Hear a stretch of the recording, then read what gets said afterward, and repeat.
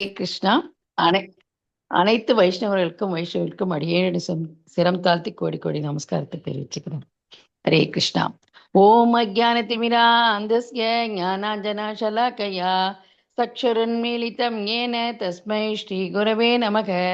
ஸ்ரீ சைத்தன்ய மனோபீஷ்டம் ஸ்வாபிதம் ஏன பூதலே ஸ்வயம் ரூபகதா மஹ்யம் ததாதி ஸ்வபதாந்திகம் வந்தேகம் ஸ்ரீகுரு ஸ்ரீயுதபதகமலம் ஸ்ரீகுரும் வைஷ்ணவாம்ச ஸ்ரீரூபம் சாக்ரஜாதம் சககன ரகுநாதான்விதம் தம் சஜீவம் சாத்வைதம் சாவதூதம் பரிஜனசகிதம் கிருஷ்ண சைத்தன்ய தேவம் ஸ்ரீராதா கிருஷ்ண பாதான் சககனா லலிதா ஸ்ரீ விஷாகான் விதாம்ச ஏ கிருஷ்ணா கருணா சிந்து தீனபந்தோ ஜகத்பதே கோபேஷ கோபிகா காந்தா ராதா காந்தா நமஸ்துதே தப்த காஞ்சன கௌராங்கி ராதே விருந்தாவனேஸ்வரி ரிஷபானு சுதே தேவி பிரணமாமி ஹரிப்ரியே वाञ्छाकल्पतरूपयस्य कृपा सिन्धो भयेव च पतितानां पावनेभ्यो वैष्णवेभ्यो नमो नमः. जय श्री कृष्ण चैतन्य प्रभु नित्यानंद श्री अद्वैत गदाधर श्रीवासादि गौरभक्तवृंद. हरे कृष्ण कृष्ण कृष्ण हरे हरे हरे राम राम राम हरे हरे. मूकं करोति वाचालं पङ्गुं लङ्घयेत् यत्कृपातमकं वन्दे शीघ्रं दीनदारिणम् परमानंद माधवम श्री चैतन्य ईश्वरम. हरि ओम तत्सत.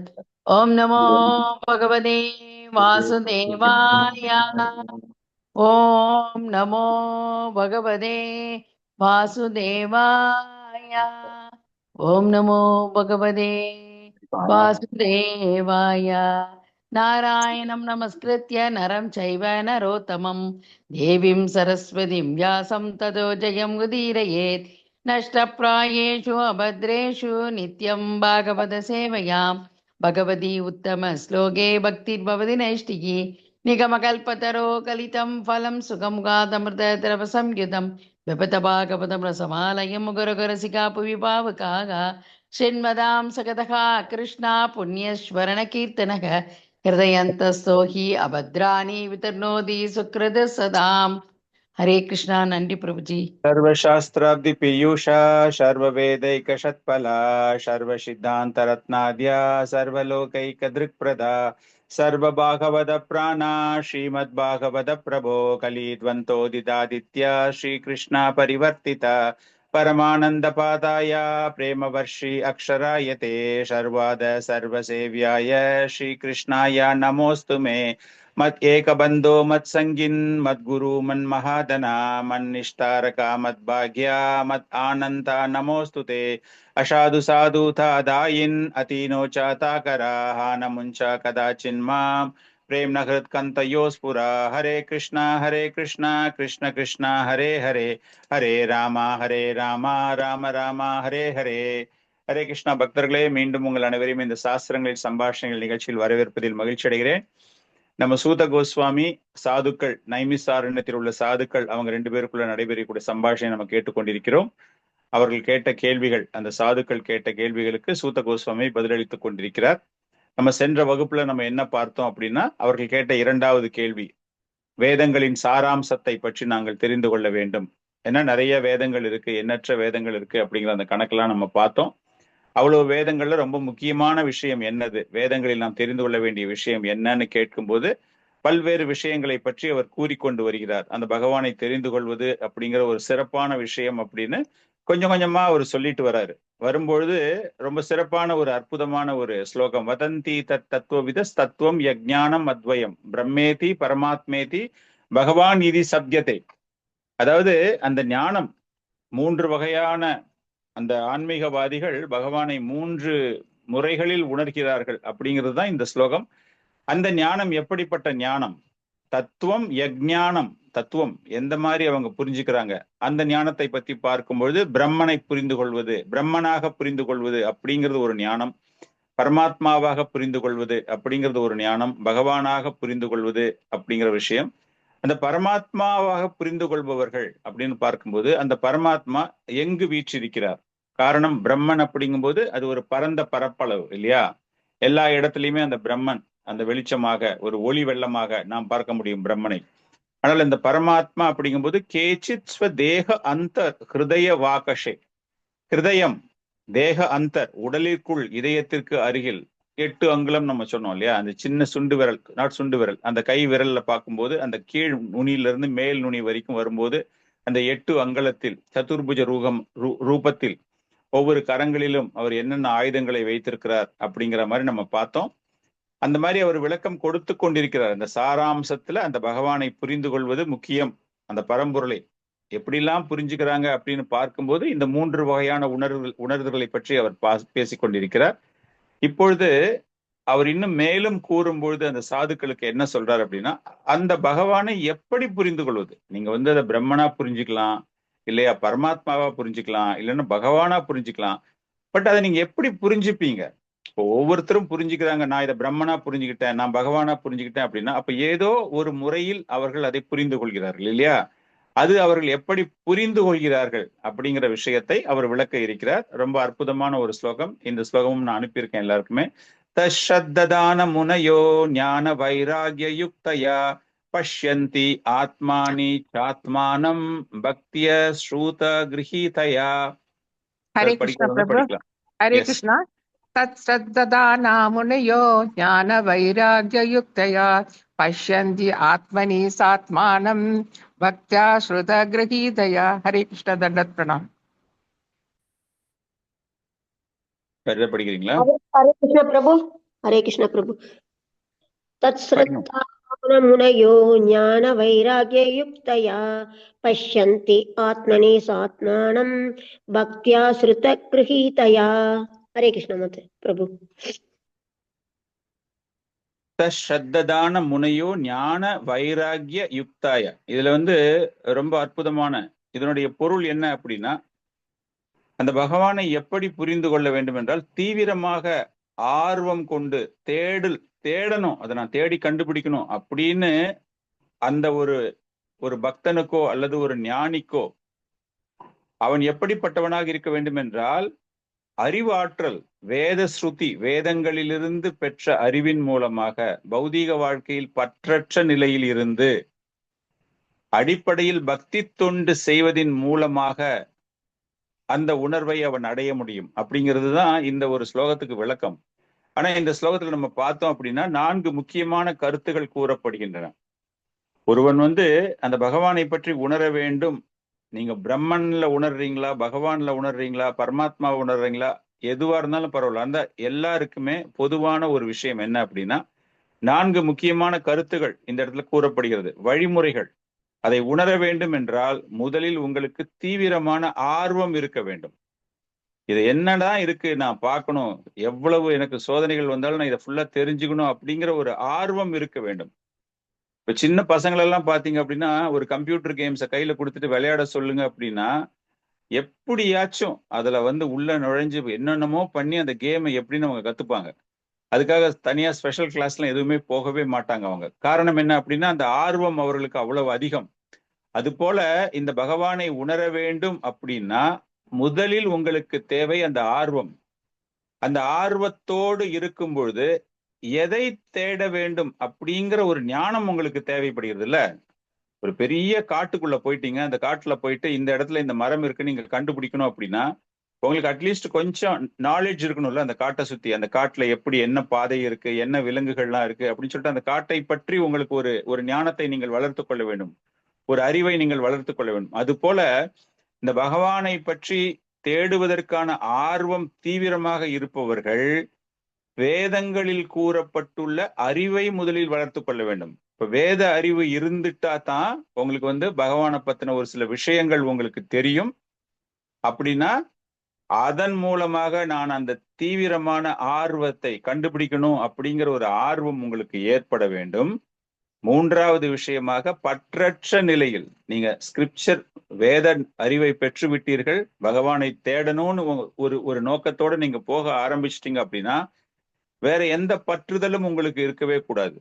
எந்த பற்றுதலுமே இருக்கக்கூடாதுன்னா, ஆத்துல ஒரு கால் சேத்துல ஒரு கால் சொல்லுவாங்க இல்லையா, அந்த மாதிரி பௌதீக வாழ்க்கையிலையும் நான் இன்ட்ரெஸ்டா இருக்கணும், ஆன்மீக வாழ்க்கையிலையும் நான் தெரிஞ்சுக்கணும் அப்படின்னா அந்த மாயா சக்தி ரொம்பவும் திடமானது, அதிக ஆற்றல் உடையது. அதனால அந்த மாயாவினால் நாம் கவர்ந்து இழுக்கப்படுவோம். அதுல இருந்து நம்ம வரணும் வெளியே அப்படின்னா அது மேல நம்மளுக்கு ஒரு அட்டாச்மெண்ட்டே இருக்கக்கூடாது. மூன்றாவது முக்கியமான விஷயம் பற்றற்ற நிலையில். அதன் பிறகு பக்தி தொண்டு. நீங்க இப்ப பகவானை பத்தி தெரிஞ்சுக்க போறீங்க இல்லையா? அப்படின்னா இன்னும் முழுமையாக நீங்கள் தெரிந்து கொள்ளாத நிலையில் பகவானுக்கு நீங்கள் தொடர்ந்து சேவகம் செய்து கொண்டே இருக்க வேண்டும். இப்ப நம்மளே பார்த்தோம் அப்படின்னா ஸ்ரத்தா நிலையில ஆரம்பிச்சுட்டு நம்ம என்ன பண்றோம், ஒவ்வொரு ஸ்டெப் பை ஸ்டெப்பா நீங்க போயிட்டே இருக்கீங்க இல்லையா? ஸ்ரத்தா, சாது சங்கா, பஜனக்கிரியா, அனர்த்த நிவர்த்தி அப்படின்னு ஒவ்வொரு ஸ்டெப் பை ஸ்டெப்பா போகும்போது கடைசியாகத்தான் பிரேமை. பட் இந்த அத்தனை ப்ராசஸ் நம்ம பண்ணும்போதும் அந்த பக்தி தொண்டு அப்படிங்கறது நம்ம தொடர்ந்து பண்ணிக்கொண்டே இருக்க வேண்டும். இந்த ஆரம்ப காலத்துல நம்ம பண்ணக்கூடிய பக்தி தொண்டு முழுமையாக இல்லாமல் இருக்கலாம், திருப்திகரமாக இல்லாமல் இருக்கலாம். அதை பத்தி எல்லாம் கவலை கிடையாது. ஆனா நீங்க அந்த பக்தி தொண்டை செய்யணும் அப்படிங்கிற ஒரு ஆர்வம் இருக்க வேண்டும். சோ இந்த 4 முக்கியமான விஷயங்கள் தேவைப்படுகின்றது அப்படிங்கிறது. எதற்காக? இதுக்கு முன்னாடி ஸ்லோகத்துக்கு போங்க. அந்த 3 வகையாக பகவானை உணரக்கூடியவர்கள் அப்படின்னு சொல்றாரு இல்லையா? அந்த 3 வகையாக உணரக்கூடியவர்கள் அப்படின்னு பார்க்கும்போது அவர்கள் என்ன செய்ய வேண்டும்? இதுல ஒரு சின்ன ஒரு விஷயம் நம்ம புரிஞ்சுக்க வேண்டியது என்ன அப்படின்னா, போன ஸ்லோகத்துல பிரம்மனை பற்றியும் சூத கோஸ்வாமி கூறுகிறார். ஆனா இந்த ஸ்லோகத்துல அந்த பகவானுக்கு தொண்டு செய்ய வேண்டும் அப்படிங்கிறாரு. பிரம்மவாதிகள் அப்படின்னா அவங்களுக்கு தொண்டு செய்ய தெரியாது. ஏன்னா அவர்கள் அருவவாதிகள். அவங்க கிட்ட உருவத்தை பத்தி கேட்டா அவங்களுக்கு ஒண்ணுமே புரியாது. இதுல என்ன நம்ம புரிஞ்சுக்கிறோம் அப்படின்னா, கொஞ்சம் கொஞ்சமா சூத்த கோஸ்வாமி இந்த மாதிரி விஷயங்களை சொல்லிட்டு கடைசியாக அந்த சாராம்சம், வேதங்களினுடைய சாராம்சம், அதுதான கேள்வி. அதுல அவர் எதை எடுத்துட்டு வைக்க போறாரு அப்படின்னா, அந்த பகவானுக்கு சேவகம் செய்வது அப்படிங்கிறது தான் லாஸ்டா அவர் சொல்ல போறாரு ஆன்சர். ஆனா அதுக்கு முன்னாடியில இருந்தே நம்ம கொஞ்சம் கொஞ்சமா கவனிக்க ஆரம்பிச்சோம் அப்படின்னா அவருடைய ஆன்சர் ஆல் டுவர்ட்ஸ் பகவான், அந்த பகவானை நோக்கி செல்லக்கூடிய விஷயமாக இருக்கிறது. இதுக்கு முன்னாடி ஸ்லோகத்துல பிரம்மனை பத்தி பேசுறாரு. ஆனா இந்த ஸ்லோகத்துல அவர்களை எல்லாம் எப்படி உணர வேண்டும் அப்படிங்கும்போது பக்தி தொண்டும் ஆற்ற வேண்டும் அப்படிங்கிறார். பக்தியா ஸ்ருத கிரகாத்தயா அந்த பக்தி தொண்டை ஆற்ற வேண்டும் அப்படிங்கிற ஒரு விஷயமும் வரும்பொழுது அப்ப பகவானை புரிந்து கொள்வதுதான் முக்கியமான ஒரு விஷயம். காரணம், அந்த பரம்பொருளை அவருக்கு பக்தி தொண்டு ஆற்றுவதன் மூலமாக, அந்த வாசுதேவனுக்கு பக்தி தொண்டு ஆற்றுவதன் மூலமாக, காரணம் அவர்தான் பரம்பொருள், அவர்கிட்ட இருந்துதான் மற்ற எல்லா அம்சங்களுமே வருகின்றன. பிரம்மன் அப்படிங்கிற ஒரு அம்சமே அந்த பகவானிடமிருந்து தான் தோன்றுகிறது. அதனால அந்த பகவானை முழுமையாக நாம் வைத்துக்கொண்டு ஹீ இஸ் த ஃபைனல், அவருக்கு நம்ம செய்யணும் அப்படிங்கிறது. உத்தவ கீதையில பார்த்தீங்க அப்படின்னா பகவான் கிருஷ்ணர் இதே கருத்துக்களை உத்தவனுக்கு கூறுகிறார். இங்க நைமிசாரண்யத்தில் உள்ள சாதுக்களுக்கு சூத கோஸ்வாமி கூறுகிறார். என்ன விஷயம்? 4 விஷயம். தீவிரமான தேடுதல், ஆர்வம். அடுத்தது உங்களுடைய ஞானம், சாஸ்திர ஞானம். 3வது பற்றற்ற நிலை. 4வது பக்தி. 4 விஷயங்களை சொல்றாரு இல்லையா? அதே இவர் என்றாரு பகவான் உத்தவனுக்கு கூறும்போது என்ன சொல்றாரு அப்படின்னா 3 கருத்துக்களை அதிகமாக கூறுகிறார். பற்றற்ற நிலையை நீ வளர்த்து கொள்ள வேண்டும். எதிலிருந்து அப்படின்னா பௌதீக இச்சைகளிலிருந்து பற்றற்ற நிலையை நீ வளர்த்து கொள்ள வேண்டும் உத்தவருக்கு சொல்லும் போது. அதே போல அன்பான பக்தி தொண்டில் நீ உன்னை ஈடுபடுத்திக் கொள்ள வேண்டும். 3வது அவர் என்ன சொல்றாரு அப்படின்னா உன்னை நீ புரிந்து கொள்ள வேண்டும். உன்னை நீ புரிந்து கொள்ள வேண்டும் அப்படின்னா உனக்கும் பகவானுக்கும் உள்ள உறவு என்ன என்பதை நீ புரிந்து கொள்ள வேண்டும் அப்படிங்கிற ஒரு விஷயம் உத்தவருக்கு பகவான் கூறும்போது இந்த இடத்துல பாத்தீங்க அப்படின்னா நாலேஜ், ஞானம். சூத கோஸ்வாமி சொல்லும் போது சாஸ்திரங்களில் கூறப்பட்டுள்ள ஞானம் உங்களுக்கு தேவை அப்படின்னு. சாஸ்திரங்களில் உள்ள ஞானம் அப்படின்னு பார்த்தா என்னது நம்மளுடைய ஞானம்? உண்மையாகவே சாஸ்திரத்தில் நாம் தெரிந்து கொள்ள வேண்டிய ஞானம் என்னன்னா அத்ததோ பிரம்ம ஜிக்ஞாசா. நான் யார், என்னுடைய உறவு என்ன, பகவானுக்கும் எனக்கும் உள்ள தொடர்பு என்ன, அத பகவான் உத்தவனுக்கு சொல்லும் போது ஸ்ட்ரெயிட்டா சொல்றார். உன்னை பற்றி நீ புரிந்து கொள்ள வேண்டும். நீ எப்படி இந்த உடலிலிருந்து வேறுபட்டவன், பரம்பொருளிலிருந்து நீ வேறுபட்டவன் அப்படிங்கும்போது அந்த தொண்டன் அப்படிங்கிற ஒரு விஷயம் உனக்கு தெரிய வேண்டும். சோ பகவான் சொல்ற கருத்து, இங்க சூத்த கோஸ்வாமி சொல்ற கருத்து ரெண்டுமே பாத்தீங்க அப்படின்னா அந்த பகவானை உணர்வதற்கு தேவையான முக்கியமான விஷயங்கள் இந்தந்த விஷயங்கள் தான். பரமாத்மா பிரம்மன் உணர்தல் போன ஸ்லோகத்துல 3 விஷயங்கள்ல பரமாத்மா பிரம்மன் இரண்டுமே இருக்கு. இந்த இரண்டு உணர்வுகளுமே ஒரு பகுதி உணர்வு தான், ஒரு முழுமையான உணர்வு கிடையாது. அவங்க ரெண்டு பேருக்குமே முழுமையான உணர்வு கிடையாது. They are partially they are realising the supreme lord. காரணம், இரண்டு நிலைகளிலேயுமே காமன் ஃபேக்டர்னு பாத்தீங்கன்னா தொண்டு செய்யக்கூடிய விஷயம் அவர்களுக்கு கிடையாது. சேவகம் செய்யணும் அப்படிங்கிற ஒரு விஷயமே கிடையாது. அவங்களுக்கு ஒரு உணர்வு இருக்கிறது, ஒரு பரம்பொருள் அப்படின்னு இருக்கு. அங்க பிரம்மத்தை வெளிச்சமா பாக்குற அடுத்த ஸ்டேஜ்ல பரமாத்மா அப்படின்னா என்னோடு வீற்றிருக்கிறார், என்னுடைய இதயத்தில் வீற்றிருக்கிறார். அவர் சொல்றார் இல்லையா, எந்த இடத்துல இருக்கார் அப்படின்னு. அந்த இதயத்தில் வீற்றிருக்கிறார் அப்படிங்கிற ஒரு உணர்தல் இருக்கிறதே தவிர முழுமையான உணர்வு அவர்களுக்கு கிடைப்பது கிடையாது. சோ 4 வகையான மக்களை நம்ம பாக்குறோம். பகவத்கீதையிலே பகவான் சொல்லியிருக்காரு, கர்மிகள், ஞானிகள், யோகிகள், பக்தர்கள் அப்படின்னு பார்க்கும்போது இந்த கர்மிகள் அப்படிங்கிறவங்க மோஸ்ட்லி பௌதீகவாதிகள். அவங்களுடைய சுய இன்பத்திற்காக, அவர்களுடைய இந்திரிய சுகத்திற்காக, குடும்பம் சந்தோஷம், மற்றபடி சமுதாய சந்தோஷம், சமுதாயத்தில் பெயர் புகழ் எடுக்க வேண்டும் அப்படிங்கிற நோக்கத்தோடு இருப்பவர்கள். இரண்டாம் தரமாக, அதாவது ஆன்மீகவாதிகள் நீங்க 2 கிளாசிபிகேஷன் பண்றீங்க, சிறந்த ஆன்மீகவாதி, செகண்ட் ஆன்மீகவாதி அப்படின்னு பார்க்கும்போது இந்த இரண்டாவது ஆன்மீகவாதி அப்படின்னு பார்த்தா இந்த மாதிரி பகுதி நிலையில் புரிந்து கொள்வது, பிரம்மன் ரியலைசேஷன் ஆர் பரமாத்மா ரியலைசேஷன். சோ அந்த கார்மி அப்படிங்கிறவன் அடிபட்டு போயிடுறான். அவனால எதுவுமே உணரவே முடியாது, பகவானை பத்தி உணரவே முடியாது. காரணம், அவன் உடல் ரீதியாக தன்னை அடையாளப்படுத்தி கொண்டிருப்பதனால் அவனுக்கு பகவானை பத்தின ஒரு விஷயமும் புரியாது. ஞானிகள் அந்த 2 வகையாக நாம் பார்க்கிறோம். அப்படிங்கும்போது அந்த பிரம்மவாதிகள், பரமாத்மாவாதிகள் அப்படின்னு பார்க்கும்போது அந்த பூரண அம்சத்தை ஒரு அளவிற்கு உணர்ந்தவர்களாக வருகிறார்கள். தேர்ட் கிளாஸ், மூன்றாம் தரம்னா ரேங்க்ல 1, 2, 3 கிடையாது, அப்படி கிடையாதுங்க. மிக சிறந்த ஆன்மீகவாதிகள் அப்படின்னு பார்த்தா கம்ப்ளீட்டா பகவானை எல்லா விஷயங்களிலும் புரிந்து கொண்டிருப்பவர்கள். அதற்கான விஷயங்கள் எல்லாமே எங்கு கூறப்பட்டிருக்கிறது என்றால் பகவத்கீதை, மற்ற பல்வேறு விதமான சாஸ்திரங்களில் அந்த பகவானினுடைய புகழ், அவரை புரிந்து கொள்ள வேண்டிய விஷயங்கள் எல்லாமே அவங்களுக்கு தெரிஞ்சிருக்கு. இந்த ஞானம் வளர வளர வளர அவர்களுக்கு பௌதீக வாழ்க்கையிலிருந்து ஒரு விடுதலை இந்த சென்ஸ், அந்த பற்றற்ற நிலைக்கு அவர்கள் செல்கிறார்கள். அட்டாச்மெண்ட் இல்லாம போயிடுறாங்க. இதை பத்தி பேசும்பொழுது அவர் ஃபர்தரா என்ன சொல்றாரு சூத்த கோஸ்வாமி, 4 வகையான மக்களை நம்ம பார்த்துட்டோம் இல்லையா, சொன்னார் இல்லையா, கர்மிகள், ஞானிகள், யோகிகள், பக்தர்கள் அப்படின்னு. அப்ப இந்த 4 வகையான மக்கள் எப்படி பிரிக்கப்படுகிறார்கள் அப்படிங்கும்போது அந்த வர்ணாசிரம தர்மத்தை பத்தி அவர் பேச ஆரம்பிக்கிறார். காரணம், எல்லாருமே எடுத்த உடனேவே பெரிய டாப் கிளாஸ் டிவோட்டி, பெரிய சன்னியாசி, அந்த மாதிரி லெவலுக்கு நம்ம யாராலையுமே வர முடியாது, நம்மளால பார்க்கவும் முடியாது. ரொம்ப கம்மியான சதவிகித மக்கள் மட்டும்தான் நேரடியாகவே மிக உயர்ந்த நிலையில், ஒரு பரமஹம்ச நிலையிலோ அல்லது ஒரு பக்தர் நிலையிலேயோ அவர்கள் தங்களை வெளிப்படுத்தி கொள்ள முடியும். அதனால சூத்த கோஸ்வாமி என்ன சொல்றாருன்னா, வர்ணாசிரம தர்மம் எவ்வளவு முக்கியம், அந்த வர்ணாசிரம தர்மம் அப்படிங்கிறது எதற்காக கொடுக்கப்பட்டிருக்கிறது, பகவானால் எதற்காக சிருஷ்டி செய்யப்பட்டிருக்கிறது. பகவத்கீதையிலே பகவான் சொல்றார் இந்த கருத்துகள். எல்லாருமே கொஞ்சம் கொஞ்சமா தங்களை மேன்மைப்படுத்தி கொள்ள வேண்டும் இல்லையா. ஒரு சின்ன குழந்தை ஒண்ணு இருக்கு அப்படின்னா முதிர்ச்சி அடையாத நிலையில் பல்வேறு விளையாட்டுகளை விளையாடி கொண்டிருக்கும். அதுக்கு கொஞ்சம் கொஞ்சமா முதிர்ச்சி ஏற்படும் போது, அந்த அறிவு முதிர்ச்சி ஏற்படும் பொழுது அந்த குழந்தை எதெல்லாம் விளையாடிச்சோ அதெல்லாம் கொஞ்சம் பெருசானோன்னு பார்த்து சிரிச்சுக்கும். சரி, நான் இந்த மாதிரி விளையாட்டுலாம் விளையாடி இருக்கேன், அசிங்கமா இருக்கேன் அப்படின்னு. அது போல இந்த வர்ணாசிரம தர்மம் அப்படின்னு சொல்லும் பொழுது அந்த 4 வகை நம்ம எல்லாருக்குமே தெரியும் இல்லையா, வர்ணம்னா என்னது, ஆசிரம்னா என்ன அப்படின்னு சொல்லிட்டு அந்த 4 வகைகளிலேயுமே பிரிக்கப்பட்டு கொடுப்பதற்கான முக்கியமான காரணம் என்ன அப்படின்னா, இந்த மனித சமுதாயம் ஆன்மீகத்தை நோக்கி வளர வேண்டும் அப்படிங்கிறது பகவானுக்கு ரொம்பவும் முக்கியமான ஒரு விஷயமாக இருக்கிறது. கருணை மிகுந்தவர் அவர்.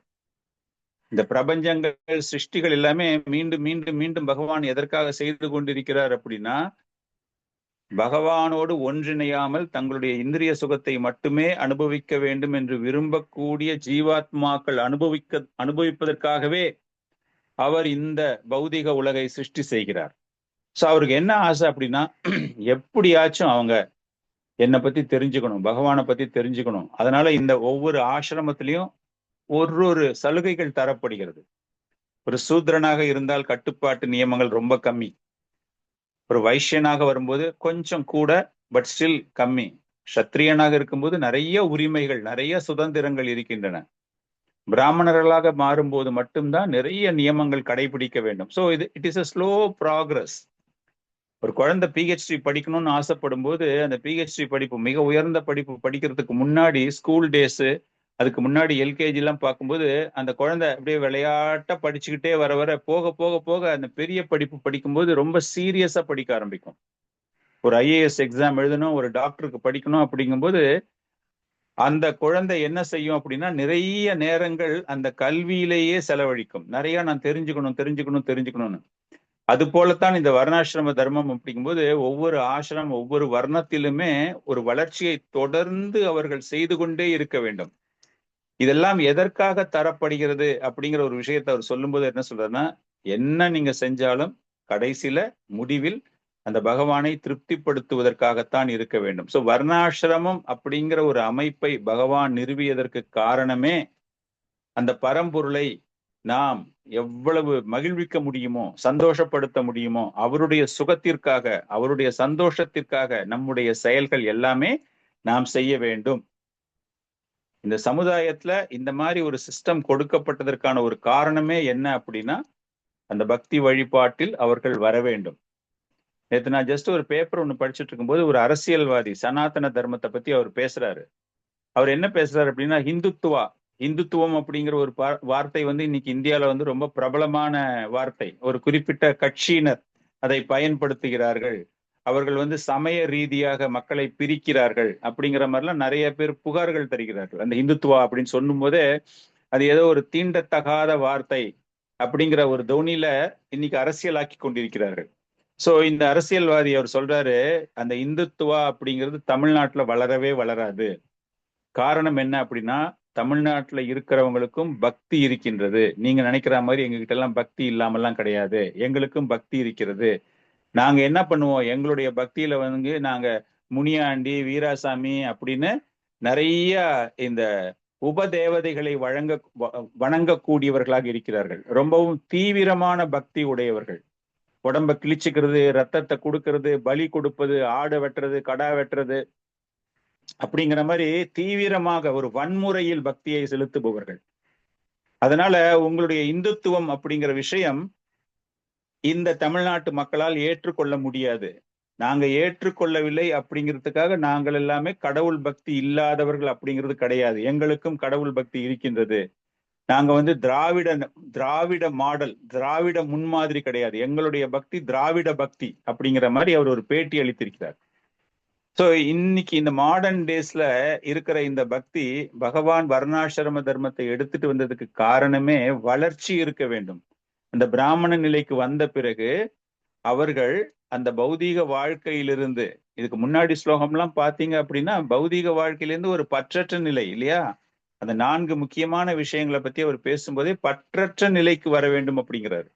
ஆனால் இப்போ இன்னைக்கு இருக்கிற காலகட்டத்துல பக்தி அப்படிங்கிறது என்ன அப்படின்னா, பற்றுதலை கூடுதலாக்கி கொள்வதற்கானதாக பக்தி இருக்கிறது. எனக்கு நிறைய பணம் வேணும், என்னுடைய குழந்தைங்க எல்லாம் நல்ல செல்வந்தர்களாக இருக்க வேண்டும் அப்படின்னு அந்த மாதிரி பேசுறதால சனாதன தர்மம் அப்படிங்கிற விஷயத்தையே தவறாக புரிந்து கொண்டிருக்கிறார்கள். இந்துத்துவா, திராவிடன் மாடல், சனாதன தர்மம் அப்படின்னு பாத்தீங்கன்னா ரொம்ப ஒரு சர்ச்சைக்குரிய பேச்சுகளாக இருக்கின்றன. இன்னைக்கு பாத்தீங்கன்னா செய்தித்தாள்கள் எல்லாம் அந்த பேச்சு பொருள்கள் தான். காரணம், இந்த இந்துத்துவா அப்படிங்கும்போது இந்த பிறப்பு இறப்பு சுழற்சியிலிருந்து ஒருவன் மீள வேண்டும், அதற்கான பக்தியை ஒருவன் பெற வேண்டும். ஆனா மற்றவர்கள் செய்யக்கூடிய விஷயங்கள் எல்லாமே இந்திரிய பிரீத்தி. அந்த இந்திரிய பிரீத்தி அப்படின்னா அந்த அந்த சென்ஸ் கிராட்டிபிகேஷன் சொல்லுவோம் இல்லையா, அந்த மாதிரி ஒரு சுகத்திற்காக அவர்கள் செய்யக்கூடிய பக்தி, அதுதான் இங்கு கண்டிக்கப்படுகிறது. சோ வர்ணாசிரம தர்மத்தை பற்றி சூத்த கோஸ்வாமி பேசும்போது, நீங்கள் வளர வேண்டும், உங்களுடைய எண்ணம் வளர வேண்டும், உங்களுடைய ஆன்மீகம் வளர வேண்டும். நீ எந்த நிலையில வேணாலும் இரு. ஆரம்ப காலகட்டத்துல நீ ஒரு புரியாத செயல்களில் ஈடுபடுகிறாய். ஆனால் உண்மையான ஒரு பக்தி, பகவானை பற்றி நீ தெரிந்து கொள்ள வேண்டும், அந்த உணர்தல். சோ இங்க எதுக்காக சொல்றாரு அப்படின்னா, அந்த பகவான் அப்படிங்கிற ஒரு உணர்தல் ஒருவனுக்கு வர வேண்டும் என்றால் அந்த வர்ணாசிரம தர்மத்துல அவன் கொஞ்சம் கொஞ்சமா முன்னேறி கொண்டே வர வேண்டும். அப்படி முன்னேறி கொண்டு வரும்பொழுதுதான் அவனுக்கு அந்த உண்மையான ஒரு உணர்வு என்பது கிடைக்கிறது. அத்தக பும்பீர் த்விஜா சிரேஷ்ட வர்ணாசிரம விபாகஷக. இதுல என்ன அப்படின்னா, உண்மையான முழுமையான ஒரு பர்ஃபெக்ஷன், ஒரு நிவர்த்தி ஒண்ணு கிடைக்குது அப்படின்னா அந்த வர்ணாசிரமத்தில் உங்களுக்கு விதிக்கப்பட்ட கடமைகளை முறையாக செய்ய வேண்டும். இதே கேள்விதான் அர்ஜுனனுக்கும் பகவான் அங்க சொல்றாரு. வர்ணாசிரமத்துல நீ சத்திரியனாக இருக்கிறதால உனக்கு கொடுக்கப்பட்ட கடமைகளை நீ செய்து கொண்டே நிஷ்காம கர்ம யோகத்தை பத்தி அவர் பேசுறாரு இல்லையா? சோ சூத்த கோஸ்வாமி ஆல்மோஸ்ட் அந்த ஒரு பாயிண்ட் இங்க டச் பண்றாரு. எப்படி டச் பண்றாரு அப்படின்னா பும்பிகா அப்படின்னா இந்த மனித சமுதாயம் என்பது த்விஜஸ்ரேஷ்டா, ட்வைஸ் பார்ன் பிராமணா சொல்லுவோம்ல, அந்த மாதிரி எந்த ஒரு நிலையில் இருந்தாலும் நீங்கள் அந்த பிராமண நிலையில் உயர்ந்த நிலைக்கு வர வேண்டும். அப்படிங்கும் போது உங்களுக்கு விதிக்கப்பட்ட கடமைகளை எந்த ஜாதி எந்த சமயம் அதெல்லாம் பார்க்காம உங்களுடைய கடமைகளை நீங்கள் செய்யும் பொழுது அதற்கான தர்மத்தை முறையாக செய்ய வேண்டும். அந்த வர்ணாசிரமத்துல உங்களுக்கு கொடுக்கப்பட்ட தர்மம் அதை நீங்க ஸ்டார்டிங்ல முறையா பண்ணுங்க. நம்ம இன்னும் கொஞ்சம் டீப்பா போனோம் அப்படின்னா தர்மம் அப்படின்னாலே இது பகவான் அப்படிங்கிற ஒரு விஷயம் வரும். ஆனா இங்க ஆரம்ப கல்வி மாதிரி இந்த வர்ணாசிரமத்துல தர்மத்தை பத்தி யாராச்சும் ஒருத்தர் பேசுறாங்க அப்படின்னா அது ஒரு ஆரம்பம். அதனால கொஞ்சம் கொஞ்சமா தான் அவங்க கத்துக்க முடியும். அந்த மாதிரி நீங்க அந்த தர்மத்தை நீங்க செய்யும் பொழுது உங்களுடைய கவனம் சிதறாமல், இட் ஷுட் பி ஒன் பாயிண்டட்னா அந்த ஒரே ஒரு குறிக்கோள் தான். அந்த பக்தி, அந்த பகவான் அவரை பத்தி நான் தெரிஞ்சுக்கணும், என்னுடைய மனசுல பக்தி தான் அதிகமாக வளர வேண்டுமே தவிர கர்ம ஞானத்தை நான் கொஞ்சம் கொஞ்சமாக துறக்க வேண்டும் அப்படிங்கிற ஒரு விஷயம். அந்த ஞானத்தை நீங்கள் பெருக்கிக் கொள்ள துவங்கும் போது, அந்த வர்ணாசிரமத்தில் இருக்கும்போது நீங்கள் பெருக்கிக் கொண்டே வரும்பொழுது, திரும்ப ப்ரீவியஸ் ஸ்லோகா, இந்த ஸ்லோகால என்ன சொன்னாரு, பற்றற்ற நிலைக்கு வர வேண்டும் அப்படின்னு. அதே கருத்துக்களை தான் பகவான் கிருஷ்ணர் உத்தவனுக்கும் தருகிறார் இல்லையா? அந்த பௌதிக இச்சைகளிலிருந்து நீங்கள் வெளியேற வேண்டும் அப்படின்னு. அது எப்போ பாசிபிள் அப்படின்னா அந்த வர்ணாசிரம தர்மத்துல நீ இருக்கும் பொழுது மனசுல பக்தியை மாத்திரமே நினைச்சுக்கிட்டு உனக்கு விதிக்கப்பட்ட கடமைகளை நீ செய்யும் பொழுது உனக்கு ஞானம் தோன்றுகிறது. அந்த ஞானம் தோன்றுவதின் பலனாக உனக்கு பௌதீக பற்றிலிருந்து விடுதலை கிடைக்கிறது. ஒரு ஆயுதம் போல அந்த நாலேஜ் அப்படிங்கிறது ஒரு ஆயுதம், கையில் உள்ள ஒரு ஆயுதம் போல அந்த பற்று அப்படிங்கிற ஒரு முடிச்சை அது அவிழ்க்கின்றது அப்படிங்கிறது சூத்த கோஸ்வாமி இங்க சொல்றாரு. இதே கருத்தை தான் அர்ஜுனன் ரொம்ப பெரிய குழப்பத்துல இருக்கும்போது பகவான் இதே ஒரு கருத்தை தான் அவர் சொல்கிறார். தஸ்மாத் அஜ்ஞான சம்பூதம், டிரான்ஸ்டென்டல் நாலேஜ், திவ்யமான ஞானம் இல்லையா, திவ்ய அறிவு 4வது அத்தியாயத்துல பார்க்கும்போது அர்ஜுனனுக்கு அவர் சொல்றாரு, தஸ்மாத் அஜ்ஞான சம்பூதம் கிருத்சதம் ஞான சினாத்மனக. அந்த ஞானம் ஒண்ணு வந்ததுன்னா கிருத்சதம்னா அந்த இதயத்தில் உள்ள கல்மிஷங்களினால், கலங்கங்களினால், பௌதிக பற்று அப்படிங்கிற முடிச்சு உனக்கு நிறைய இருக்கும்போது அதை எப்படி நீ வெட்டி எடுக்கணும். இப்போ ஒரு பிளாஸ்டிக் கவர்ல நீங்க ஏதோ ஒரு பொருள் வாங்கிட்டு வரீங்க அப்படின்னா கடைக்காரன் அதை டைட்டா முடிச்சு போட்டு கொடுக்குறான்னு வச்சுக்கோங்களேன். அந்த முடிச்ச உங்களால அவுக்கவே முடியாது, அந்த பிளாஸ்டிக்கே நீங்க கட் பண்ணுவீங்க. அந்த மாதிரி இந்த பௌதீக பந்தம் அப்படிங்கிற அந்த முடிச்சு அதை நீங்க குத்தி கிழிச்சு அந்த முடிச்சை நீங்க அவுக்கணுமா. அதை கட் பண்ணி தூரமா போட்டீங்கன்னா அந்த முடிச்சு அப்படியே தான் இருக்கும். அந்த பந்தம் அப்படிங்கிறத கம்ப்ளீட்டா விலக்கி, அந்த பிளாஸ்டிக் பேக் பேக்கிங்க்கு முன்னாடி எப்படி தனித்தனியா 2 காதுகளோட இருக்கோ அது போல அந்த பந்தங்கள் எல்லாத்தையுமே நம்ம வெளியே எடுத்து இந்த ஞானத்தின் மூலமாக, அர்ஜுனன் சொல்றாரு, இந்த ஞானம் என்கிற ஒரு வாளை கையில் வைத்துக் கொண்டு உன் மனதில் உள்ள குழப்பங்களை எல்லாம் வெட்டி எறிந்து போர் புரிய தயாராக அர்ஜுனா அப்படிங்கிறாரு. இங்கேயும் அதேதான். அந்த மாதிரி ஒரு களங்கம் நிறைந்த மனதை அந்த அறிவின் மூலமாக நீ பெறும்பொழுது அது வெட்டி எறியப்பட்டு அந்த பகவான் பக்தி அந்த 2 ரியலைசேஷனே அவர் அப்படியே கொஞ்சமா மறைச்சிட கம்ப்ளீட்டா பண்ணிட்டு அந்த பகவானை பற்றிய ஒரு உணர்தலை உனக்கு எடுத்து வருகின்றது அப்படிங்கிற விஷயம் அங்கு தரப்படுகிறது. சொல்லிட்டு நான் சொல்லியாச்சுப்பா, உங்க எல்லாருக்குமே ஞானம் ரொம்ப முக்கியம்னு சொல்லியாச்சு. ஆனா அந்த ஞானத்தை எப்படி பெறுவது? ஞானம் இந்த இடத்துல இருக்குன்னு தெரியும், இந்த புக்கை படிச்சா உங்களுக்கு ஞானம் வரும், வேதத்துல கொடுக்கப்பட்டிருக்கிறது அதை நீங்க படிங்க அப்படிங்கிறது எல்லாம் பண்றாரு. பண்ணிட்டு ஃபர்தரா அவர் சொல்லும்போது இந்த முடிச்சை அவிழ்ப்பதற்கான ஞானம் நான் பெற வேண்டும் என்றால் அதை எப்படி பெற வேண்டும் அப்படிங்கறத அவர் சொல்லும்போது, சுஸ்ருஷூஹு ஸ்ரத்ததானஸ்ய வாசுதேவ கதாருச்சி ஷான் மகத் சேவாய விப்ராஹ புண்ணிய தீர்த்த நிஷேவனாத். இந்த ஸ்லோகம் படிக்கிறதா படிக்கலாம். हरे कृष्णा प्रभु जी, प्रणाम प्रभु जी। शुश्रूषो श्रद्धदानस्य वासुदेव कदा रुचिः स्यान्महत्सेवया विभ्राः पुण्यतीर्थनिषेवना. Thank you, Prabhuji. Hare Krishna. சுஸ்ருஷோ ஸ்ரத்த தானஷ்ய வாசுதேவ கதாருச்சி.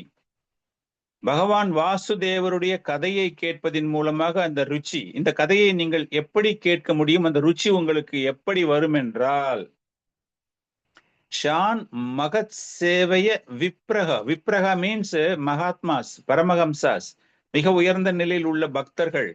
மகத் சேவையா, அவர்களுக்கு மிக சிறந்த முறையில் நீங்கள் பக்தி தொண்டு ஆற்றும் பொழுது அதன் மூலமாக அந்த பகவானை பற்றிய செய்திகளை நீங்கள் கேட்க துவங்குகிறீர்கள்.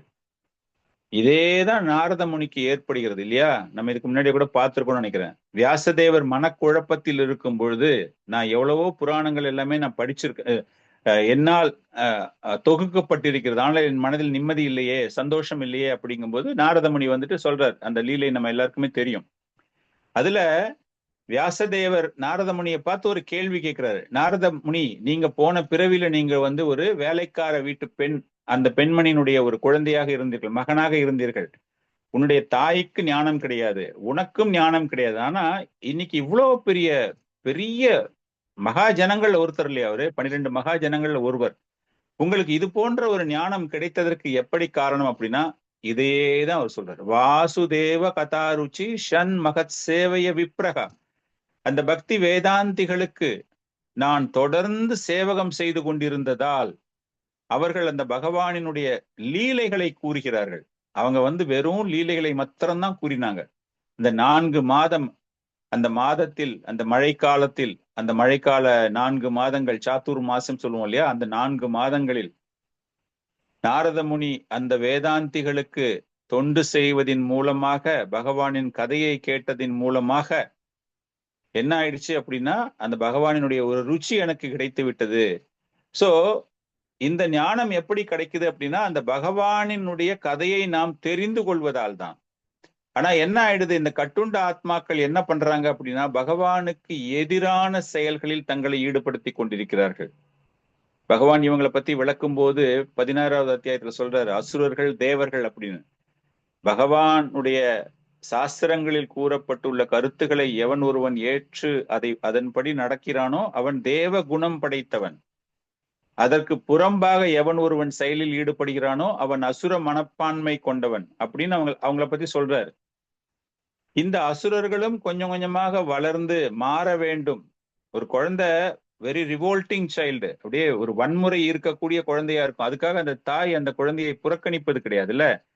அவனுக்கு என்னென்னமோ கிளாஸஸ் போட்டு ரொம்ப என்ன சொல்றது, அந்த குழந்தை வந்து ரொம்ப குறும்பு அதிகமா பண்ணுது. அப்படிங்கும்போது ஓவர் எனர்ஜி இருக்குமா. டாக்டர்கிட்ட போய் பார்த்தீங்கன்னா, யுவர் சைல்டு இஸ் ரொம்ப, அவனுக்கு வந்து சக்தி இருக்கின்றது, அந்த சக்தியை வந்து யூ ஹாவ் டு டைவர்ட். அவங்ககிட்ட இருக்கிற அந்த ஸ்ட்ரென்த்தை வந்துட்டு நீங்க கொஞ்சம் டைவர்ட் பண்ணுங்க அப்படின்னு சொல்லிட்டு அவனை கராத்தே கிளாஸ்ல போடுவாங்க, ஸ்கேட்டிங் கிளாஸ்ல போடுவாங்க, ஸ்விம்மிங்ல போடுவாங்க. போடும்போது அந்த குழந்தை அதெல்லாம் ப்ராக்டிஸ் பண்ணி அப்படியே உடம்பு டயர்ட் ஆகி வீட்டுக்கு வரும். அது அப்ப அந்த வன்முறை இல்லாத அது மாறும். ஸோ அந்த தாய் அந்த வன்முறை இருக்கேன்னு சொல்லிட்டு அந்த குழந்தையை நிராகரிப்பது கிடையாது, அதை எப்படியாச்சும் மேம்படுத்த வேண்டும். ஸோ அது போலத்தான் பகவானும் இங்க என்ன சொல்றாருன்னா, அசுரனாக ஒருவன் இருந்தாலும், அசுர குணமாக இருந்தாலும் கூட அந்த தெய்வ உணர்வு, காட் கான்சியஸ்னஸ், அவர் டைரக்டா கிருஷ்ணா கான்சியஸ்னு சொல்லல, அந்த பகவானை பற்றி உணரணும் அப்படின்னு சொல்லல. அட்லீஸ்ட் ஒரு ஒரு சக்தி, ஒரு தேவர்கள் அப்படிங்கிற ஒரு காட் கான்சியஸ்னஸாவது அவங்களுக்கு வரணுமே அப்படின்னா, அது அந்த பகவானினுடைய கருணையினால் தான் அந்த அசுரர்கள் சூரர்களாக மாறுகிறார்கள், தேவர்களாக மாறக்கூடிய தன்மை அவர்களுக்கு கிடைக்கின்றது. இது எப்படி கிடைக்குது அப்படின்னா, பகவானுக்கு தொண்டு செய்யக்கூடிய பக்தர்களுக்கு சேவகம் செய்து அவர்களிடமிருந்து பெறக்கூடிய ஞானத்தின் மூலமாக. ஸோ அந்த பக்தர்களுக்கு சேவகம் செய்து பெறக்கூடிய ஞானம். சோ அந்த ஞானம் எப்படி பெற வேண்டும் அப்படிங்கிற விஷயத்த சூத கோஸ்வாமி சொல்லும் போது இன்னொரு அற்புதமான ஒரு ஸ்லோகம், ஷண்வதாம் ஸ்வகதகா கிருஷ்ண புண்ணிய ஷவன கீர்த்தனகா ஹிருதயந்தஸ்தோ ஹே அபத்ராணி விது நோதி சுக்ருத்சதாம். அதாவது படிக்கிறதா படிக்கலாம், ரொம்ப அற்புதமான ஸ்லோகம், படிக்கிறதா படிங்க. शृण्वदां स्वगदा कृष्ण पुण्य श्रवण कीर्तन हृदयन्तस्थो हि अभद्राणि विदुनोति सुहृदः सदाम्. ஷண்வதாம் ஸ்வகதகா கிருஷ்ணா புண்ணிய ஸ்ரவண கீர்த்தனகா ஹிருதயந்தஸ்தோ. பகவான் ஒவ்வொருவருடைய ஹிருதயத்திலும் பரமாத்மாவாக வீற்றிருக்கிறார். நலன் விரும்பி, அந்த பகவான் யார் அப்படின்னா நலன் விரும்பி உங்களுக்கு வந்து சாட்சியாக இருக்கிறார். நம்ம படிக்கிறோம் இல்லையா, பகவத்கீதை படிக்கும்போது ஒரு மரத்தில் 2 பச்சை கிளிகள் அமர்ந்து கொண்டிருக்கின்றன, ஒரு கிளி அந்த பழத்தை உண்கின்றன, இன்னொரு கிளி சாட்சியாக பார்க்கின்றன அப்படின்னு. அந்த மாதிரி அந்த பரமாத்மா அவரு ஹிருதயத்தில் அமர்ந்து கொண்டு புண்ணிய ஸ்ரவண கீர்த்தனகா, நீ வந்துட்டு நல்ல செயல்களில் ஈடுபடுகிறாயா? காரணம் என்ன அப்படின்னா அவர் உண்மையான பக்தர்களுடைய நலன் விரும்பியாக இருக்கிறார். அவர் அந்த மாதிரி உக்காந்துக்கிட்டு நீங்க இந்த மாதிரி எல்லாம் கேட்க ஆரம்பிக்கும் போது, ஷண்வதாம் ஸ்வகதகா கிருஷ்ணா, அதை பத்தி கேட்கும் போது உங்களுடைய மனதில் உள்ள கலங்கங்களை அவர் வெளியேற்ற துவங்குகிறார். அவர் தொடப்பத்தை வச்சுக்கிட்டு காத்துக்கிட்டு இருக்காரு, இவன் வந்து எப்ப ரூமை திறப்பான், எப்ப இந்த ரூம்ல இருக்கிற அழுக்கெல்லாம் கூட்டுறதுக்கு பிளான் பண்ண போறான் அப்படின்னு. நம்ம வீட்டுல 4-5 ரூம் இருக்கும், எல்லா ரூமையும் டெய்லி கூட்ட மாட்டாங்க இல்ல, முக்கியமான ஹாலை மாத்திரம் கூட்டிட்டு மற்றதெல்லாம் வந்து நாங்க இது யூஸ் பண்ணவே இல்லை இந்த ரூம், அதனால 2 நாளைக்கு ஒரு வாட்டி கூட்டிக்கிறோம், 3 நாளைக்கு ஒரு வாட்டி கூட்டிக்கிறோம் அப்படின்னு அந்த ரூம் அப்படியே வச்சிருப்பாங்க அவங்க. அந்த மாதிரி பகவான் அவர் வந்துட்டு காத்து கொண்டிருக்கிறார். இவன் வந்து எப்போ என்னை பத்தி, என்னுடைய சவணம், என்னுடைய புகழ், என்னுடைய பெயரை பற்றி எப்போது இவன் பாட துவங்க போகிறான், கேட்க துவங்க போகிறான். இப்ப அவன் மனசுல இருக்கிற அழுக்கெல்லாம் நான் வந்து அழிக்க ஆரம்பிக்க போகிறேன். சோ பகவானுடைய செய்திகளை எவன் ஒருவன் கேட்க போகிறானோ, ஷண்வதா ஸ்வகதகா கிருஷ்ணா, பகவானுடைய லீலைகளை கேட்க வேண்டுமா, அவருடைய அருமையான குணங்களை கேட்க வேண்டுமா, எது கேட்டாலும் சரி பக்தர்கள் வாயில் மூலமாக நீங்கள் கேட்கும் போது உங்கள் மனம் தூய்மை அடைகிறது. அதற்கு பகவான் காரணமாக இருக்கிறார்.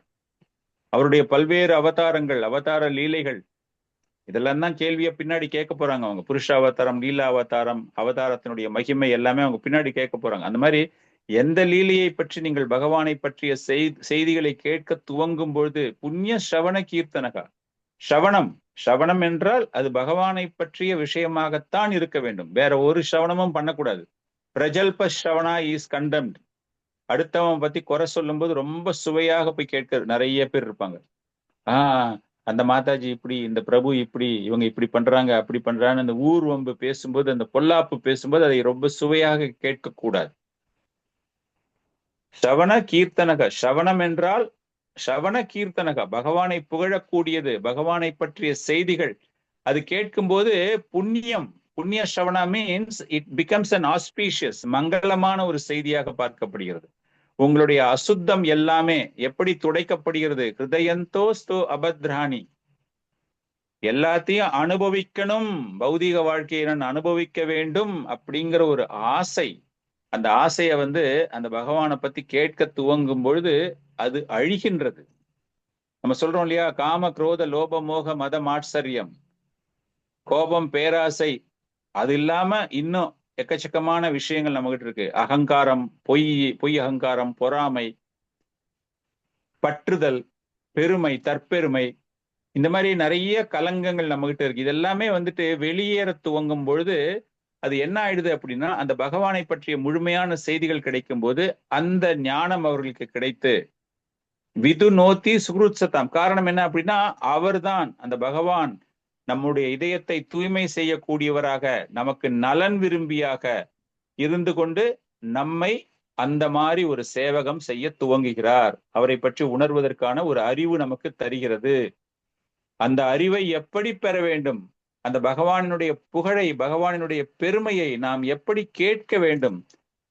ஓகே, வருஷத்துக்கு ஒரு நாள் நான் ஒரு கிளாஸ் அட்டன் பண்ணுவேன், அதுல பகவான் கிருஷ்ணரை பத்தி சொல்லுவாங்க, எனக்கு அது போதும், அந்த மாதிரி கணக்கா?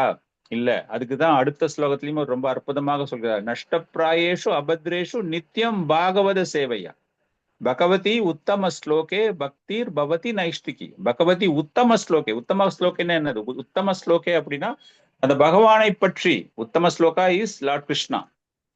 அதனால நீங்க படிக்கக்கூடிய விஷயங்கள் எப்படி இருக்க வேண்டும் என்றால், தினமும் படிக்க வேண்டும், பாகவதத்தை தினமும் கேட்க வேண்டும்.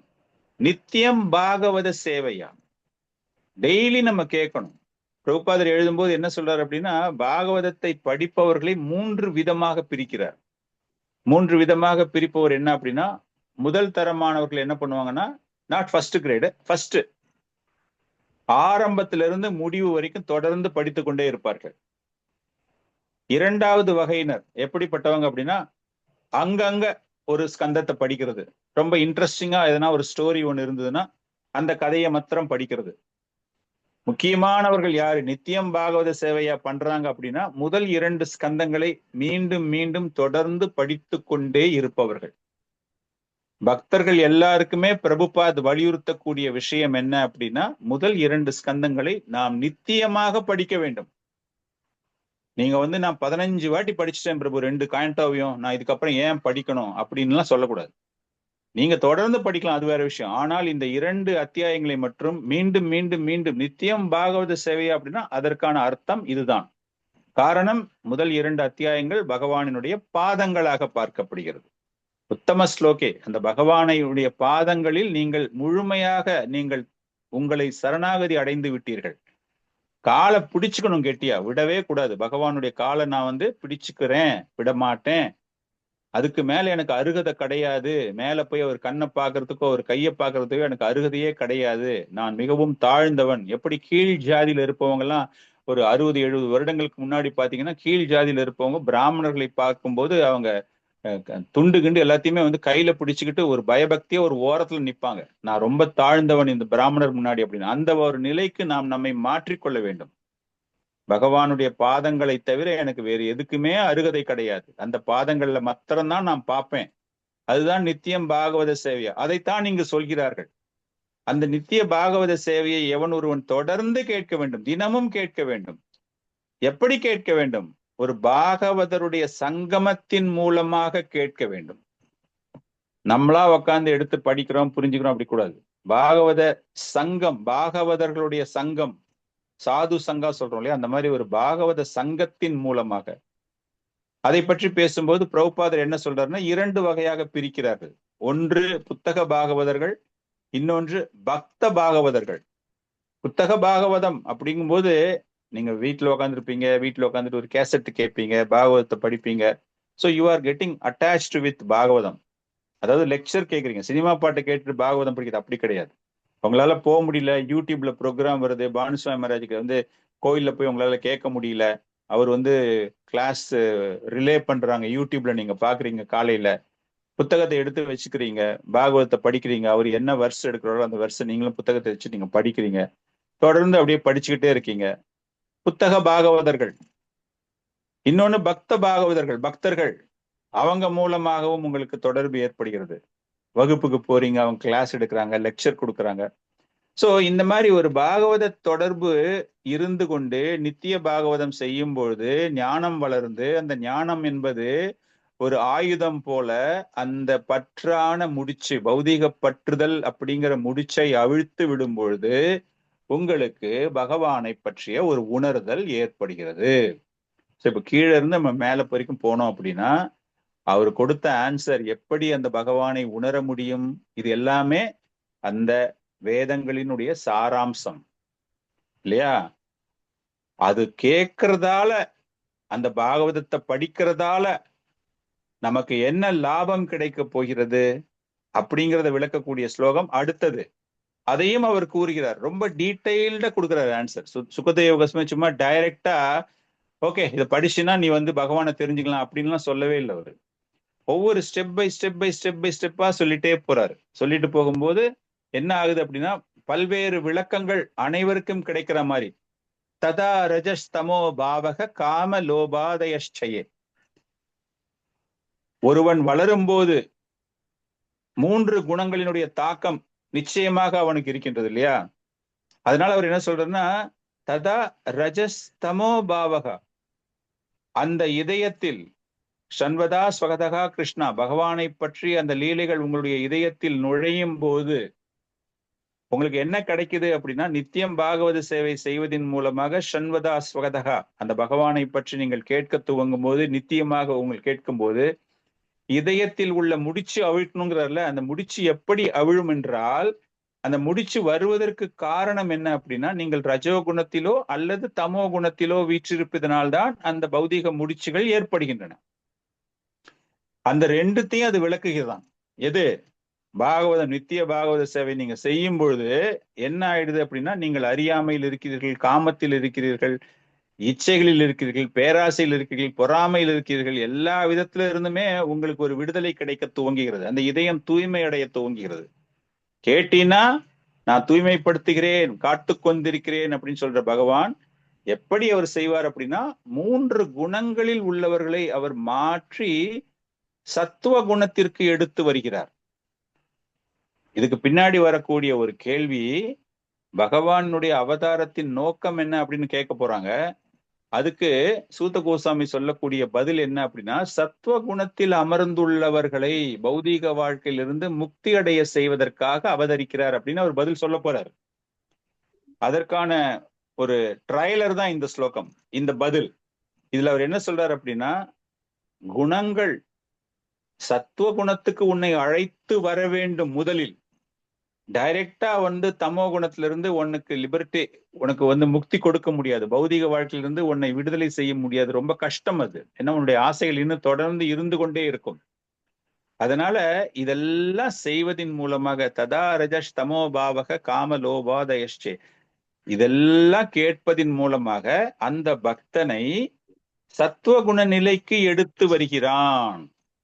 சோ அந்த சத்துவகுண நிலைக்கு வரும்பொழுதுதான் அவனுக்கு என்ன ஆயிடுது என்றால், அந்த முழுமையான பக்தி என்பது அவனுக்கு கிடைக்கிறது. ஏவம் பிரசன்ன மனசோ பகவத் பக்தி யோகதகா பகவத் தத்துவ விஞ்ஞானம் முக்த சங்கர்ஷ ஜாயதே.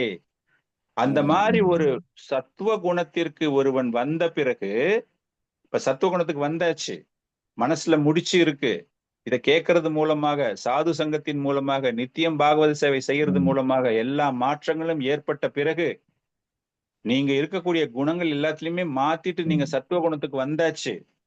வந்த பிறகு, அந்த ஞானம் வந்த பிறகு,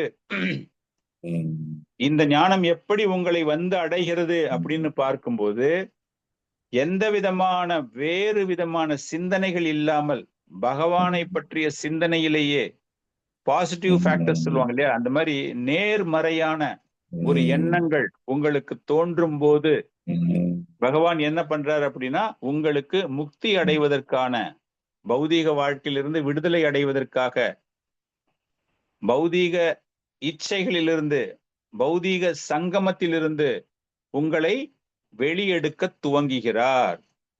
சோ இந்த முடிச்சு, இதுக்கு முன்னாடி பார்த்த முடிச்சு எப்படி அவிழ்க்கப்படுகிறது என்றால், பீத்யதே ஹிருதய கிரந்தி சித்யந்தே சர்வ சம்சயகா, அப்படியே கிழிச்சு எடுக்கிற மாதிரி அந்த முடிச்ச. வித்யதே ஹிருதய கிரந்தி, அந்த இதயத்தில் உள்ள அந்த முடிச்சானது இந்த மாதிரி ஒரு நாலேஜ் வரும்பொழுது கம்ப்ளீட்டாக அது உங்களை விட்டு வெளியேற துவங்குகிறது. இதைத்தான் ஆன்மீகவாதிகள் பல பிறவிகளாக செய்து கொண்டிருக்கிறார், பல யுகங்களாக செய்து கொண்டிருக்கிறார்கள் பகவானுக்கு பக்தி தொண்டு என்பது. So this is a proven result. இது நான் புதுசா உங்களுக்கு இன்னைக்கு நான் சொல்லலப்பா. எப்படி அர்ஜுனனுக்கு பகவான் சொல்லும் பொழுது உதாரணங்கள், ஜனக மகாராஜாவை பற்றி ஒரு உதாரணம் கொடுக்கிறார். சத்திரியனாக இருந்து கொண்டிருந்தாலும் கூட அவங்க கடமையை ஆற்றிக்கொண்டு எப்படி ஒரு முன்னுதாரணமாக விளங்கினார்கள் அப்படின்னு எக்ஸாம்பிள்ஸ் எல்லாம் காட்டுறாரு அர்ஜுனனுக்கு. அதனால நீயும் ஒரு சத்திரியன், நீயும் யுத்தம் செய்ய வேண்டும், உன்னுடைய கடமையை செய்ய வேண்டும் அப்படிங்கிறதுக்கான அந்த உதாரணங்களை எல்லாமே கொடுக்கிறார். அது போல இங்கு சூத கோஸ்வாமி என்ன சொல்றார் அப்படின்னா, இது போன்ற செயல்கள் எல்லாமே ஆன்மீகவாதிகள் இதற்கு முன்பு பல யுகங்களுக்கு முன்னாடி, எத்தனை காலம்னா தெரியாது, இதுக்கு முன்னாடி இருந்தவங்க எல்லாமே அப்படித்தான் செய்து கொண்டிருந்தார்கள். பகவானுக்கு பக்தி தொண்டை செய்து கொண்டு, பகவானை பற்றி நித்தியமாக சேவை செய்து கொண்டு, சாது சங்கமத்தோடு இருந்து கொண்டு, பௌதீக பற்றுதல் இன்றி அவங்க எல்லாமே செஞ்சுக்கிட்டு இருந்ததால தான் இன்னைக்கும் அவங்க ரொம்ப மகிழ்ச்சியாக இருக்காங்க. அந்த பகவானுக்கு செய்த பக்தி அப்படிங்கிற விஷயத்தால they are all eternal servant, நித்தியமான சேவகர்களாக அவர்கள் இருந்து கொண்டிருக்கிறார்கள். அதனால பகவானுக்கு ஒரு சேவகம் செய்வது, இல்லைன்னா அந்த விக்கிரகத்திற்கு ஒரு சேவகம் செய்வது எவ்வளவு முக்கியம் அப்படின்னு பார்க்கும்போது, ரூப கோஸ்வாமி பக்தி ரசாமிரத சிந்துல ரொம்ப அற்புதமான ஒரு ஸ்லோகம் சொல்றார்.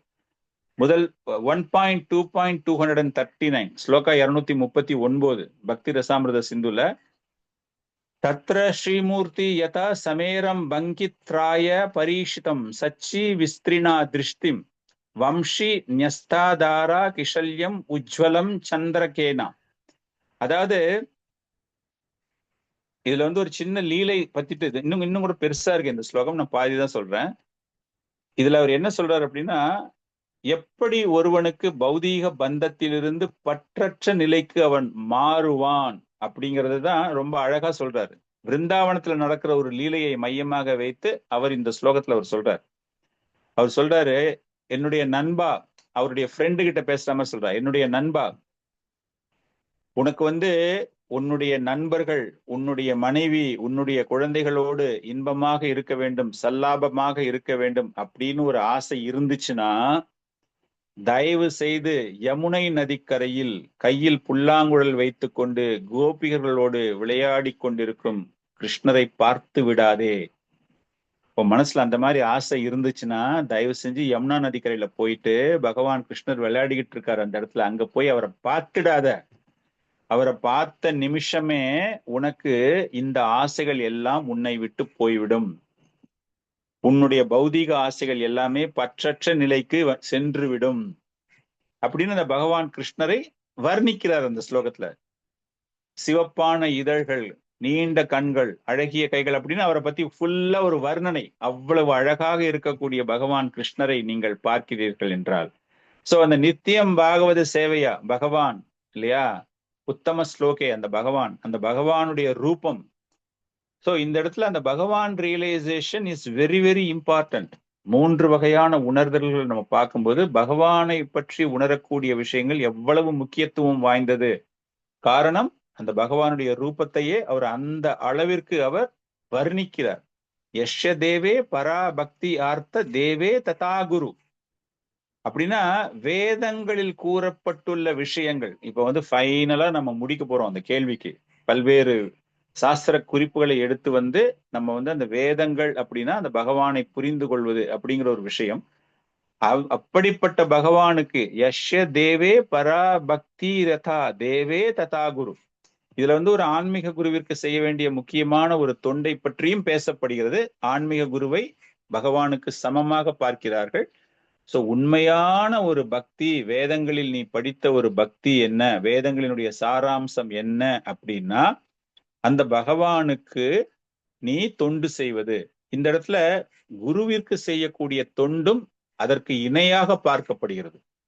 ஒரு ஆன்மீக ஆச்சாரியாருக்கு நீங்க செய்யக்கூடிய தொண்டு பகவானுக்கு செய்யக்கூடிய தொண்டிற்கு இணையாக பார்க்கப்படுகிறது. அதுதான் சாஸ்திரங்களில் உள்ள சாராம்சம். சோ இது சாஸ்திரங்கள்ல ஒரு லைன், இதைத்தான் சூத்த கோஸ்வாமி பின்னாடி சொல்ல போறாரு. ஆனா ஒவ்வொரு ஆச்சாரியர்களுடைய ஒரு கருத்துகள், ஒவ்வொரு புராணங்களுடைய கருத்துகள், உபனிஷத்துடைய கருத்துக்கள்லாம் நம்ம எடுத்துட்டே வரும்போது எல்லாமே என்ன சொல்ல வருது அப்படின்னா, சாஸ்திரங்களை நம்ம தெரிஞ்சுக்க வேண்டிய விஷயம் யஷ்மின் துஸ்தே ஜகத் துஷ்தாம். காரணம், இந்த மாதிரி ஒரு சேவகம் செய்வதனால் பகவான் நேரடியாக மகிழ்ச்சி அடைகிறார். அதுதான் சாஸ்திரங்களில் கூறப்பட்டுள்ள சாராம்சம். சாஸ்திரங்கள் அப்படின்னா அந்த பகவானை பற்றி தெரிந்து கொண்டு அவரை சந்தோஷப்படுத்துவது. யஷ்மின் துஸ்தே ஜகத்துஷ்தாம். ஜகத்துஷ்தாம், இந்த ஜகத்தையே ஆள்பவர், ஜகத்தையே கட்டுப்பாட்டிற்குள் வைத்துக் கொண்டிருக்கிற அந்த ஜெகநாதருக்கு, ஜெகத்பதிக்கு புரிந்து கொண்டு அவரை உணர்ந்து கொண்டு பகவானாக உணர்ந்து கொண்டு அவருக்கு சேவகம் செய்வதுதான் சாஸ்திரங்களின் சாராம்சம். இத சொல்றதுக்கு தான் அவர் என்ன பண்றாரு அப்படின்னா, அந்த நாலேஜ் உங்களுக்கு வரணும். காரணம், நம்ம எல்லாருமே பௌதீக பற்றுதலில் இருந்து கொண்டிருக்கிறோம். அந்த பௌதீக பற்றுதலிலிருந்து நாம் வெளியேற வேண்டும் என்றால் அந்த பகவானை பற்றி நாம் கேட்க வேண்டும். அந்த பகவானை பற்றி நாம் கேட்க வேண்டும் என்றால் நித்தியமாக கேட்க வேண்டும். நித்தியமாக யாரிடமிருந்து கேட்க வேண்டும் என்றால் அந்த பாகவதர்களிடமிருந்து கேட்க வேண்டும். அப்பொழுதுதான் அந்த சாராம்சம், பாகவத வேதங்களில் கூறப்பட்டுள்ள சாராம்சம் அந்த பகவானை புரிந்து கொள்ள வேண்டும் என்பது. அப்படி இவ்வளவு வேலை செஞ்சாதான் அந்த வேதங்களில் கூறப்பட்டுள்ள சாராம்சமே நமக்கு புரிய ஆரம்பிக்கும். சிம்பிளா போய் வேதங்கள் இந்த மாதிரி கூறப்பட்டிருக்கிறது அப்படின்னு நம்ம படிச்சுட்டு அதை நீங்க பிராக்டிக்கலா அப்ளை பண்ணல அப்படின்னா வேதங்களை நீங்கள் புரிந்து கொள்ளவில்லை அப்படின்னு அர்த்தம். சோ அதற்காகத்தான் சூத்த கோஸ்வாமி என்ன பண்றாரு அப்படின்னா, இந்த அளவுக்கு டீட்டெயில்டா எல்லாமே கொடுத்துட்டு இறுதியாக அவர் என்ன சொல்றாரு அப்படின்னா, அந்த பகவானை புரிந்து கொள்வதுதான் அந்த சாராம்சத்தினுடைய முக்கியத்துவம். பல்வேறு வேதங்கள், புராணங்கள் எல்லாத்தினுடைய ஒரு முக்கியத்துவம் என்ன அப்படின்னா, அதில் கொடுக்கப்பட்டுள்ள விஷயம் என்ன அப்படின்னா, அந்த பகவானை புரிந்து கொள்வது. சோ இதுதான் அந்த இரண்டாவது கேள்விக்கான பதில். பகவானுக்கு நாம் செய்ய வேண்டிய ஒரு பக்தி எப்படிப்பட்ட பக்தியாக இருக்க வேண்டும், அவரை எப்படி புரிந்து கொள்ள வேண்டும் அப்படிங்கிறது தான் அந்த சாதுக்கள் கேட்ட கேள்விக்கான பதிலாக தரப்படுகிறது. ஸோ இத்தோட இன்னைக்கு இந்த செஷன் நம்ம முடிச்சுக்கிறோம். அடுத்த வாரம் நெக்ஸ்ட் செஷன்ல வந்துட்டு மூன்றாவது கேள்வி, அந்த சாதுக்கள் கேட்கக்கூடிய மூன்றாவது கேள்வி, இந்த கேள்வி என்ன, அதற்கான பதில் என்ன அப்படிங்கறத அடுத்த கிளாஸ்ல நம்ம தெரிஞ்சுக்க போறோம். ஸோ இன்னைக்கு நம்ம கிளாஸ் இதோட முடிக்கிறோம். உங்களுக்கு ஏதாச்சும் டவுட்ஸ் இருந்தது, ஏதாச்சும் பாயிண்ட்ஸ் நீங்க ஆட் பண்ணணும் அப்படின்னா யூ கேன் டூ தட்.